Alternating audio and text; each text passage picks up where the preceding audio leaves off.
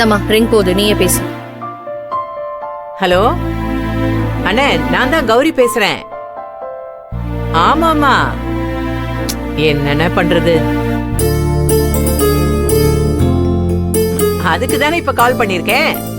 ஆமா, தாலி பிரிச்சு கோக்குற ஃபங்க்ஷன் தான். அண்ணே, நீங்க மொத்தமா குடும்பத்தை கூட்டிட்டு வந்துடணும். ஆமாண்ணே, ஆனா ஃபங்க்ஷன் நம்ம வீட்ல இல்ல, பொண்ணு வீட்ல தான். இல்லண்ணே, நீங்க சொல்ற பஸ் நம்ம வீட்டுக்கு வர்ற பஸ், பொண்ணு வீட்டுக்கு வர பஸ் என்னன்னு நான் வெண்ணிலாவை அனுப்ப சொல்றேன் உங்களுக்கு. சரிண்ணே, அன்னிக்கிட்டே சொல்லிடுங்க. மறக்காம பசங்களை எல்லாம் கூட்டிக்கிட்டு எல்லாரும் வந்துருங்க. சரியா? பாப்போம் பாப்போம், வாங்க வாங்கண்ணே. அடுத்த நம்பர் யாருன்னு பார்த்து போடு. தோ ஆனந்த் சித்தப்பா. போடு போடு போடு. என்ன கௌரி, என்ன பண்ணிட்டு இருக்க? வீட்டுல ஒரு விசேஷம்னா சொந்தக்காரங்களை கூப்பிட வேண்டாமா, அதான் கூப்பிட்டு இருக்கேன். தாலி பிரிச்சு கோக்கறதுக்குலாமா கூப்பிடுவாங்க சொந்தக்காரங்களா? ஒத்த பைசா செலவு இல்லாம கல்யாணத்தை முடிச்சாங்கல்ல, சின்ன செலவு தானே, இத கூட பண்ண மாட்டாங்களா? அவங்க செலவு பண்ண மாட்டேன்னு சொல்லலையே. ஏற்கனவே 10 பவுன் செலவை மகா தலைமையில ஏத்தி விட்டுருக்கிய. ஏங்க 3 பவுன் தாங்க, 7 பவுன் என்னோடது. அத அவங்க திருப்பி தான் தரப்போறாங்க. போலீஸ் கண்டுபிடிச்சு கொடுக்கற வரைக்கும் கூட டைம் கொடுக்க மாட்டீங்க. கடன் கொடுக்கறவன் கூட இவ்ளோ மோசமா நடந்துக்க மாட்டாமா? டேய், கடன் வாங்குறவங்க எப்படி நடந்துக்கிறாங்களோ அதை பொறுத்து தான் கடன் கொடுத்தவங்களும் நடந்துப்பாங்க.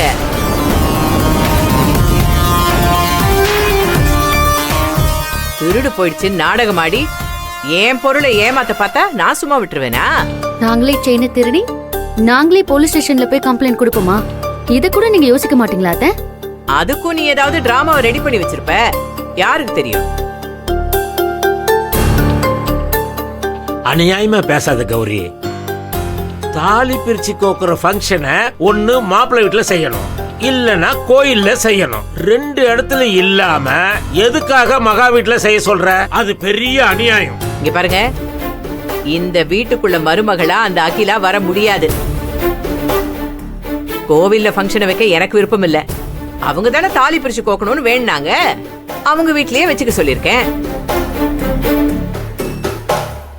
சரி, அவங்க வீட்லயே வைக்கட்டும். அதுக்காக கல்யாணத்துக்கு கூப்பிடுற மாதிரி எல்லா சொந்தக்காரங்களையும் கூப்பிட்டா என்ன அர்த்தம்? மகா நகைக்கு பணத்தை ரெடி பண்ணுவாளா, இல்ல ஃபங்க்ஷன் செலவு தான் சமாளிப்பாளா? ரெண்டையும் தான் செய்யணும். என் பிள்ளை சபையில உட்கார்ந்தா நான் என் சொந்தக்காரங்க எல்லாரையும் கூப்பிடதான் செய்வேன். அத்தை, நீங்க மனசுல என்ன நினைச்சுக்கிட்டு இதெல்லாம் சொல்றீங்கன்னு எனக்கு தெரியல. ஆனா மருமகளா அகிலாவை இந்த வீட்டுக்குள்ள கூப்பிடலனாலும் இவதான் என் மருமகனை மொத்த சொந்த பந்தத்துக்கும் சொல்லி நீங்க ஏற்பாடு பண்றீங்கன்னு எனக்கு நல்லாவே புரியுது. அது வரைக்கும் எனக்கு சந்தோஷம்தான்.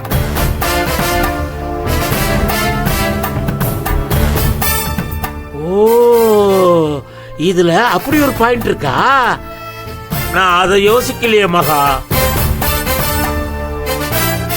சூப்பர் மகா. கல்யாணத்துல ஆசீர்வாதம் கூட பண்ண மாட்டேன்னு சொன்னாங்கல்ல, இப்ப எல்லா சொந்தத்தையும் அம்மாவை கூப்பிடுறாங்களே. அகிலாவையும் தம்பியையும் ஆசீர்வாதம் பண்ணிதானே ஆகணும். என்னடி ரொம்ப புத்திசாலித்தனமா பேசுறதா நினைப்பா? இந்த மாதிரி ஒரு விசேஷம் நடக்கும் போது என் சொந்தங்கள்லாம் அங்க இருக்கணும் தான் நான் கூப்பிட்டேன். மத்தபடி அவ என்னைக்கும் என் மருமகள் ஆக முடியாது. இத நான் சபையிலையும் சொல்லுவேன்.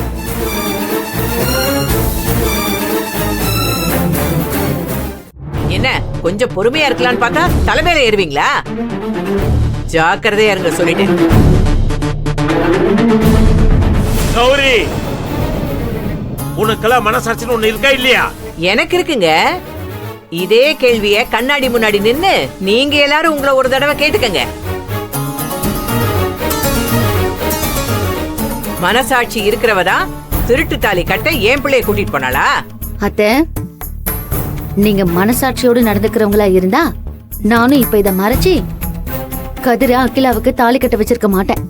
ஏய், யார்கிட்ட பேசுறேன்னு தெரிஞ்சுதான் பேசுறியா? எல்லாம் தெரிஞ்சுதான் இப்ப நான் பேசுறேன். அத்தை, இப்ப என்ன, எங்க வீட்ல தாலி பிரிச்சு கோக்குற ஃபங்க்ஷனை வைக்கணும், அவ்வளவுதானே? நடத்திடலாம். வேற 10 பவுன் நகை அதுவும் வரும். வேற ஃபங்க்ஷனுக்கு வர என் சொந்த பந்தங்களுக்கு எந்த குறையும் இருக்க கூடாது. வழக்கம் போல யாராச்சும் உள்ள வந்து கெடுத்து விடாம இருந்தா எங்க பக்கத்துல இருந்து கவனிப்பு சிறப்பாவே இருக்கும். வேற வழக்கம் போல கெடுத்து விடாமன்னா இப்ப யார சொல்றேன்னு எனக்கு தெரிஞ்சாகணும். வெண்ணிலா, அவ பொதுவா தானே சொன்னா, நம்ம வீட்டுல ஃபங்க்ஷன் நடந்தா அந்த அஸ்வின் எங்க இருந்தாலும் வருவான். அத கூட மகா சொல்லிருக்கலாம்.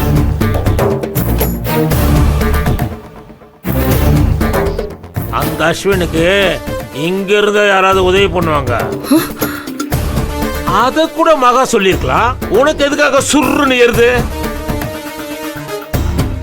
நீ அது மாதிரி ஏதாவது செஞ்சிருந்தா உன்னத்தான் மகா சொல்றான்னு கூட வச்சுக்கலாம். அத்தை, வேற ஏதாவது கண்டிஷன் இருக்கா? அத்தை சொல்ல வேண்டியது எல்லாத்தையும் சொல்லியாச்சு. நம்ம கிளம்புவோமா? லேட் ஆகுது. போலாம் மகா. வரேன் மாமா. வர.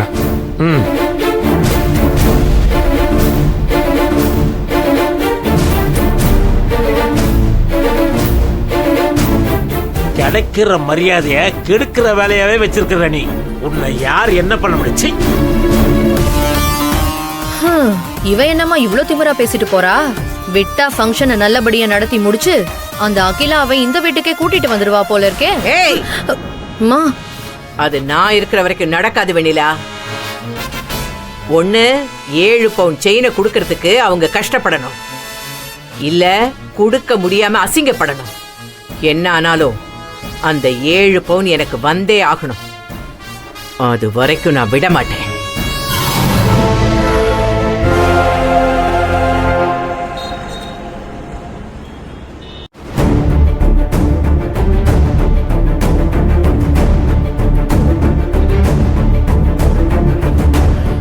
உன் டிசைன் நிச்சயமா அவங்களுக்கு பிடிக்கும்.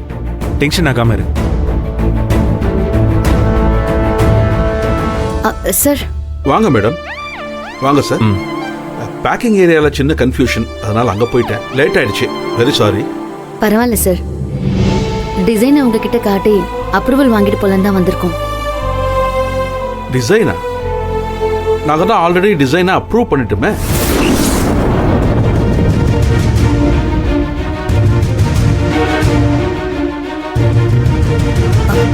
என்ன சார் சொல்றீங்க? நாங்க இப்பதானே டிசைனே கொண்டு வந்திருக்கோம். இல்லை, நாங்கள் டிசைன்ஸ்க்காக வேற சில கம்பெனிஸ்லேயும் கேட்டிருந்தோம். இன்னைக்கு காலையில் எங்களுக்கு மெயிலில் சில டிசைன்ஸ் வந்துச்சு. அந்த டிசைன்ஸ் எனக்கு ரொம்ப பிடிச்சி போச்சு. அதனால அந்த டிசைன்ஸை நாங்கள் ஓகே பண்ணிட்டோம். சார், உங்களுக்கு பிடிச்ச டிசைனை நீங்க ஓகே பண்ணலாம்.